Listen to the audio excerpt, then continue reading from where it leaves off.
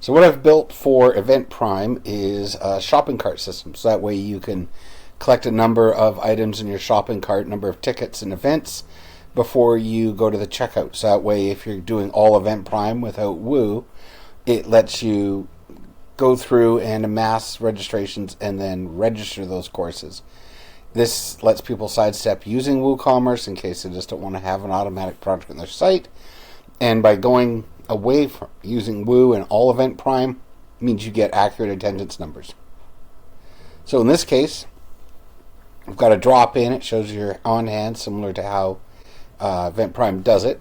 You'd click Add to Cart. There it is. In the back end here, for the shopping cart, it will summarize what your PayPal connection is, whether you want to enable the cart functionality or not, how long you want the cart to remain active and alive, what pages it's on, and whether or not, which one of your payment systems you have do you want to use. Do you want to use the Stripe one that comes from the EventPrime add-on? Do you want to use PayPal? Do you want to allow offline payments?